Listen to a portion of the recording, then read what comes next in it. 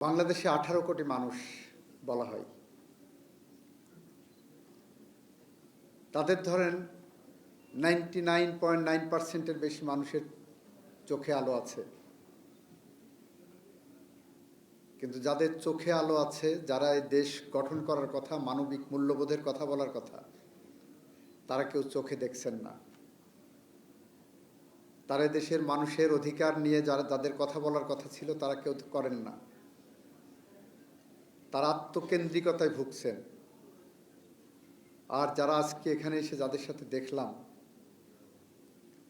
তাদের প্রত্যেকের চোখের দিকে, মুখের দিকে তাকালে মনে হয় প্রত্যেকে এক একজন নিষ্পাপ মুখ। আর ওই 17 কোটির মানুষের মধ্যে দেখবেন, অবিকল মানুষের মতো দেখতে অনেক মুখ আছে। মানুষের মতো মুখ আছে, কিন্তু মানুষকে ধরে নিয়ে রাতের অন্ধকারে ক্রসফায়ারের নামে গুলি করে হত্যা করেছে। মানুষের মতো মুখ আছে, দেখবেন কারো ভাই, কারো বোন, কারো মা, কারো স্বামী এখনো নিখোঁজ আছে, অথচ তাদের চোখে আলো আছে। আজকে যারা চোখে আলো নিয়ে এই সমাজে বিচরণ করছি আমরা, আমাদের অনেকের মানুষের মতো মুখোশ আছে। সেই মুখোশ নিয়ে আমরা যেভাবে ঘুরে বেড়াচ্ছি, সেখানে আমরা দেখতে পাচ্ছি না 2024 সালের জুলাই বিপ্লবের সময় পাখির মতো গুলি করে 1400 মানুষকে রাস্তায় 20 দিনে হত্যা করা হয়েছে।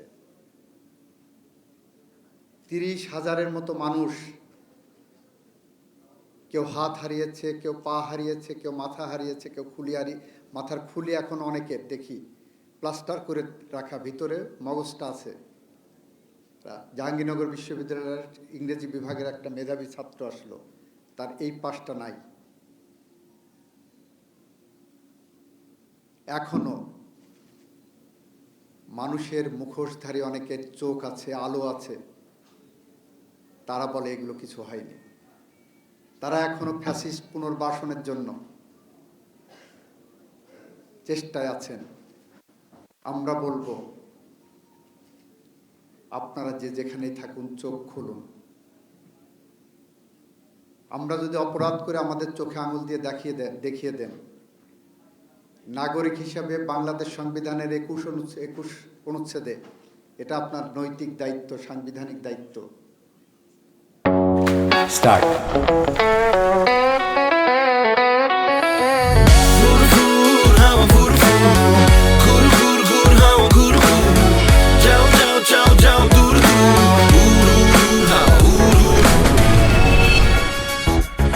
দেখলেন তো পুরো ব্যাংকটাই কিভাবে উড়াই নিয়ে আসলাম।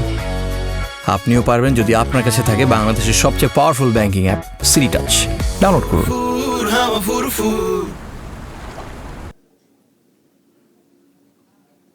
সুতরাং আমরা যেখানে থাকি না কেন, সেখান থেকে যদি আমাদের চোখ খুলে আমরা যদি আমাদের দায়িত্ববোধের জায়গা থেকে কাজ করি, তাহলে হয়তো বাংলাদেশ একদিন সুকান্তের ভাষায় শিশুর বাসযোগ্য ভূমি হিসাবে গড়ে উঠবে। আগামী প্রজন্মের জন্য হয়তো আমরা একটি বাসযোগ্য ভূমি রেখে যেতে পারব। আর যদি ব্যর্থ হই, তাহলে হেলাল হাফিজের ভাষায় আমরা উত্তর পুরুষের ভীরুকা পুরুষের উপমা হয়ে থাকব। আসেন আমরা দি ইনস্টিটিউট অফ হজরত মোহাম্মদ সাল্লাল্লাহু আলাইহি সাল্লামের মতো প্রত্যেকের জায়গা থেকে, কোনো না কোনো জায়গা, আমার বিবেকের জায়গা থেকে, বিবেকবোধ থেকে দায়িত্ব পালন করি। সেই দায়িত্ব পালন করতে যে অনেকের ভুল হবে, ভুল সংশোধন করে আমরা একটার পর একটা কাজ করি, দেশকে গড়ে তুলে যাই। জননী এবং জন্মভূমির থেকে আপন কিছু নাই। কখনো কখনো জন্মভূমি জননীর থেকেও বড় হয়ে দাঁড়ায়। আর দাঁড়ায় বলেই জুলাই যুদ্ধে গিয়েছিলেন 10 বছরের শিশু আনাস। তার মাকে চিঠি লিখে গেছে। That is part of the history now. যে মা, আমি মিছিলে যাচ্ছি। পঙ্গু ছেলে যদি মিছিলে যেতে পারে, অন্ধ ছেলে যদি মিছিলে যেতে পারে, তাহলে আমি কি করে বাসায় বসে থাকি? আমি যদি মিছিল থেকে না ফিরে আসি, আমাকে ক্ষমা করে দিও। একদিন আমার জন্য তোমার গর্ববোধ হবে। 10 বছরের শিশু তার বিবেকের তাড়নায় মিছিলে গিয়েছিল বাংলাদেশের মানুষকে মুক্ত করতে, জন্মভূমিকে স্বাধীনতার স্বাদ দিতে, গণতন্ত্রের স্বাদ দিতে, আইনের শাসনের স্বাদ দিতে। আমরা এমন একটি বাংলাদেশের পথ ধরে হাঁটতে চাই। আর চাই বলেই আমরা বিশ্বাস রাখি এই বাংলাদেশে ফ্যাসিজম যাতে আবার পুনর্বাসিত না হয়, আমরাও যাতে ফ্যাসিস্ট হয়ে উঠতে না পারি, সেরকম একটি রোডম্যাপ আসেন তৈরি করি। শুধু বিরোধিতার জন্য বিরোধিতা নয়।